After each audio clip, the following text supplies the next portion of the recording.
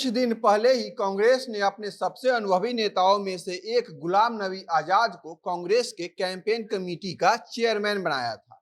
उन्हें नई जिम्मेदारी सौंपी थी, लेकिन इस जिम्मेदारी मिलने के कुछ दिन बाद ही उन्होंने कांग्रेस से प्राप्त सभी पदों और प्राथमिक सदस्यता से इस्तीफा दे दिया है। उन्होंने सोनिया गांधी को एक 4 पेज का पत्र लिखते हुए कांग्रेस की हो रही दुर्गति का जिम्मेदार राहुल गांधी को ठहराया और कहा कि पार्टी को उन्हीं के चापलूसों के द्वारा चलाई जा रही है। इसीलिए कांग्रेस पिछले 8 साल में हुए 49 विधानसभा चुनाव में 39 में हारी है।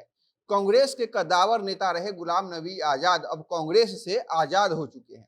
अपने 4 पन्ने के इस्तीफे वाले पत्र में उन्होंने सोनिया गांधी से क्या क्या शिकायतें की, कैसे राहुल गांधी को राजनीतिक रूप से अयोग्य ठहराया तथा किस तरह से तमाम विपरीत परिस्थितियों के बावजूद पिछले 40 सालों से उन्होंने कांग्रेस की सेवा की, उसके बारे में जिक्र किया, हम आपको बताएंगे। नमस्कार, मेरा नाम परितोष शाही है और आप जनता जंक्शन देख रहे हैं।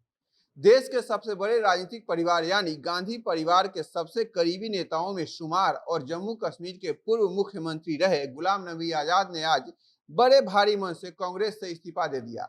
जिस G23 का जिक्र हमेशा कांग्रेस में किया जाता था, जो हमेशा पार्टी में सुधार की मांग करते थे, जिन्हें कांग्रेस के बागी गुट का सदस्य माना जाता था, उसी गुलाम ने आज कांग्रेस से आजाद होने का फैसला ले लिया है।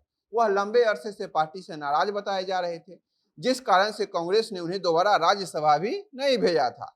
कुछ दिन पहले ही आजाद को कश्मीर में पार्टी के प्रचार समिति का चेयरमैन बनाया गया था, जिस पद से उन्होंने इस्तीफा दे दिया था। आज सोनिया गांधी को संबोधित अपने इस्तीफे में आजाद ने पार्टी की प्राथमिक सदस्यता समेत सभी पदों से इस्तीफा देने का ऐलान कर दिया।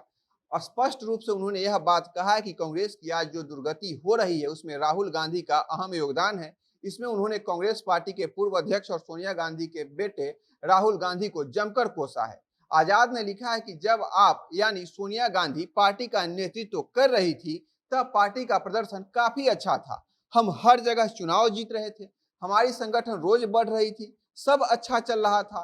लेकिन जब दुर्भाग्य से पार्टी में राहुल गांधी की एंट्री हुई, ध्यान से सुनिएगा, लेकिन जब दुर्भाग्य से पार्टी में राहुल गांधी की एंट्री हुई, खास तौर पर साल 2013 के बाद सब कुछ गर्दिश में जा रहा है। जब आपने राहुल को पार्टी का उपाध्यक्ष बना दिया, तभी से उन्होंने पार्टी में बातचीत का पूरा खाका ही ध्वस्त कर दिया, पूरे मैकेनिज्म को ही वो खा गए। उन्होंने अपने घमंड के आगे सभी वरिष्ठ और अनुभवी नेताओं को साइड कर दिया और सभी महत्वपूर्ण पदों पर अपने चापलूसों को बैठा लिया। सभी महत्वपूर्ण निर्णय लेने से पहले अपने चापलूसों से सलाह लेने लगे।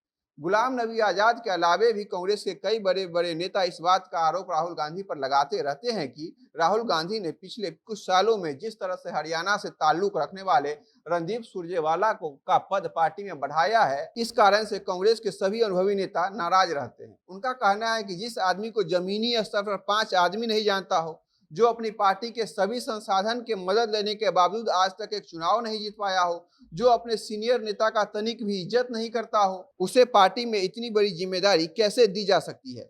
क्या उनसे ज्यादा क्षमता वाला कोई नेता कांग्रेस में नहीं है? इन्हें बस राहुल गांधी इसीलिए बढ़ा रहे हैं कि यह चापलूसी लाजवाब करते हैं। इस पत्र में उन्होंने राहुल गांधी को जमकर कोसा तथा उन्हें राजनीतिक रूप से एक अयोग्य नेता बता दिया है। इसके बाद उन्होंने अपने बारे में यह लिखा कि मैं लगातार पिछले 4 दशक से कांग्रेस वर्किंग कमेटी का सदस्य रहा हूं।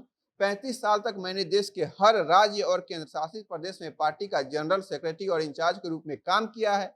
मैं यह बताते हुए काफी खुश हूं कि जिन राज्यों में मैं इंचार्ज रहा उनमें कांग्रेस को 90% से अधिक में जीत मिली। मैं हमेशा तमाम विपरीत परिस्थितियों के बावजूद पूरी ईमानदारी से पार्टी का सेवा किया हूं।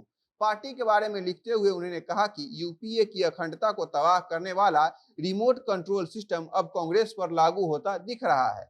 आप यानी सोनिया गांधी बस नाम के लिए इस पद पर बैठी हैं। सभी जरूरी फैसले आज राहुल गांधी ले रहे हैं। उससे भी बदतर यह है कि वे ये सारे फैसले खुद नहीं ले रहे, बल्कि उन चापलूसों और पीए जो उन्हें सलाह देते हैं उनके द्वारा लिए गए फैसले में वे हाँ में हाँ मिला देते हैं। उन्हें कांग्रेस पार्टी की कुछ पड़ी ही नहीं है। 2014 में कांग्रेस को मिली हार के बारे में उन्होंने लिखा कि कांग्रेस की बर्बादी का सबसे ज्वलंत उदाहरण वह है जब राहुल गांधी ने सरकार के अध्यादेश को पूरे मीडिया के सामने टुकड़े टुकड़े कर डाला था। कांग्रेस कोर ग्रुप ने ही यह अध्यादेश तैयार किया था। कैबिनेट और राष्ट्रपति ने इसे मंजूरी दी थी। इस बचकाना हरकत ने भारत के प्रधानमंत्री और राष्ट्रपति का औचित्य ही खत्म कर दिया था। किसी भी चीज से ज्यादा यह इकलौती हरकत 2014 में यूपीए सरकार की हार की सबसे बड़ी वजह बनी थी। इससे साफ हो जाता है कि गुलाम नबी आजाद की नजर में 2014 में यूपीए सरकार को मिली हार की सारी जिम्मेदारी राहुल गांधी के उस बचकानी और अमर्यादित हरकत पर डाल दिया गया है। 4 दशक से ज्यादा कांग्रेस के सिपाही रहने के बाद अब गुलाम नबी आजाद कांग्रेस से अलग हो चुके हैं। इस पत्र के माध्यम से उन्होंने राहुल गांधी पर जिस जिस तरह के आरोप लगाए हैं, उसे देखकर ऐसा लगता है कि राहुल गांधी और उनके चापलूस न सिर्फ पार्टी के अनुभवी नेताओं का अपमान कर रहे हैं, बल्कि पार्टी का बंटाधार भी कर रहे हैं। आप उनके इस निर्णय पर और राहुल गांधी के खिलाफ उन्होंने जो कहा है, उस पर जो भी राय रखते हैं, हमें कमेंट बॉक्स में बताइएगा।